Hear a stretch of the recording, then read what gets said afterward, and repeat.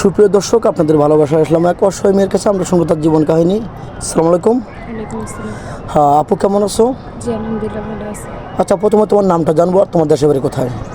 আমার নাম লাবণী আর গ্রামের বাড়ি হচ্ছে জামালপুর সরিষাবাড়ি। জামালপুর সরিষাবাড়ি। তোমার ফ্যামিলিতে কে কে আছেন? মা আর আমরা 3 ভাই বোন। বাবা মার 3 ভাই বোন, বাবা নেই না? কি মৃত নাকি মারা গেছে? হ্যাঁ, বাবা মারা গেছে। ও আচ্ছা আচ্ছা। তোমার বয়স তখন কত ছিল?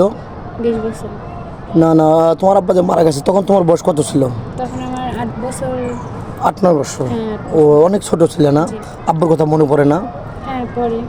আচ্ছা, আমাদের ক্যামেরার সামনে অ্যাকচুয়ালি কী জন্য আসছো? বিয়ে শাদীর জন্য নাকি আর্থিক সহযোগিতা লাগবে, কোনটা? না, ভালো একটা ছেলে পাইলে বিয়ে শাদী করবো এরকম একটা ডিসিশন নিয়ে আসছি। ও আচ্ছা, বুঝতে পারছি। কেন তোমাদের ওদিকে কি যৌতুক ছাড়া কেউ বিয়ে করতে চায় না? না, আমাদের গ্রামে যৌতুক ছাড়া বিয়ে করে না। ও ঠিক আছে। তো অনেক প্রবাসী ভাই আছে, ভিডিওটা পাবলিক হচ্ছে, দেশ প্রবাস থেকে দেখছে।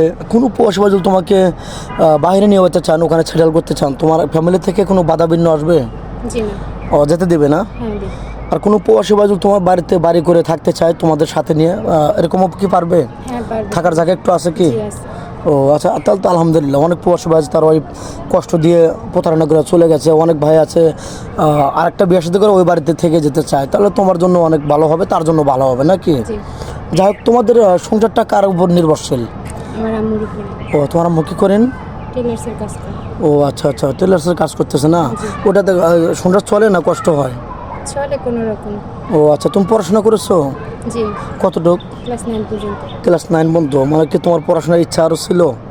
ছিল কিন্তু আর্থিক অবস্থা খারাপ, তার জন্য এই জন্য পারোনি, কিন্তু মনে খুবই সাহস ছিল যে তুমি পড়াশোনা করতে পারবে, কিন্তু অর্থ নেই নাকি? জি। আচ্ছা, তোমার সাথে বান্ধবীদের কি বিয়ে হয়েছে? হ্যাঁ হয়েছে। তোমার মন চায় না যে আমি বিয়ে শাদী করে সুখে সংসারে ঘর বাঁধবো, স্বামীর সাথে হাসে গেলে ঠাট্টা, মানে মানে অ্যাকচুয়ালি সবাইকে নিয়ে ভালোভাবে চলবে, এরকম তোমার মন চায় না? মন তো চায়, বাট গরিবের জন্য তো সব স্বপ্ন আর না, পূরণ হয় না। না, অ্যাকচুয়ালি রাইট বলছো। আচ্ছা, তোমার কি যৌথ ফ্যামিলি ভালো লাগে না সিঙ্গেল ফ্যামিলি ভালো লাগে? যত ফ্যামিলি। এমনটা কেন? সবাই তো এখন শুধু স্বামীকে নিয়ে বিজি, স্বামীকে নিয়ে ব্যস্ত থাকে, তুমি আবার সবাইকে চাচ্ছ, পুরো ফ্যামিলি চাচ্ছ। বললাম তো সবার স্বপ্ন তো আর এক হয় না। আমি চাই যে আমার ফ্যামিলিতে সবাই থাকবে, শ্বশুর শাশুড়ি ননদ দেবর সবাই থাকবে। আচ্ছা, তোমার একটু ভালো ফ্যামিলিতে আমাদের দ্বারা বিয়ে হলো, যাই হোক, তোমাকে যদি কোনো পৌষয় বিয়ে করে বাড়িতে রেখে যান শ্বশুর শাশুড়ির কাছে, তুমি কি দুর্বলতার সুযোগ নিয়ে তাদের সাথে খারাপ আচরণ করবে কিনা? আশা করি এরকম কিছু হবে না ইনশাআল্লাহ। আর পরকে লিপ্ত হবে কিনা? সে 2-3 বছর পরে আসে, তোমার তো একটু রূপ যৌবন আছে, তুমি কি এটাকে স্বামীর বিশ্বাসটা কি ধরে রাখতে পারবে নাকি তাকে চেষ্টা কষ্ট করবো দিবে? ধরে রাখার, কিন্তু এরকম কিছু হবে না এটা গ্যারান্টি দিতে পারবো। আচ্ছা, যাই হোক, তুমি তো মুসলমান না? জি। নামাজ কালাম তো পড়ো? হ্যাঁ। আর নামাজ কালাম পড়তে হবে, কারণ মুসলমান মানুষ মাত্র মরণশীল। তো যাই হোক, অনেক কথা বলে ফেললাম, কারো জীবন গল্প 2-4-5 মিনিটের মধ্যে শেষ করা যায় না। তো যাই হোক, তোমার কি ফোন নাম্বার আছে? ফোন আছে আদৌ? ফোন নেই আদৌ, কেন নেই? তো যাই হোক, মেয়েটার কোনো ফোন নেই। নেক্সটে আবার আসবো ইনশাল্লাহ। তো কেউ ভিডিও কল দেবেন না, ইউটিউব চ্যানেল কর্তৃপক্ষ নাম্বার দেওয়া থাকবে, কেউ ভিডিও কল দেবেন না, ইমো হোয়াটসঅ্যাপ থাকবে।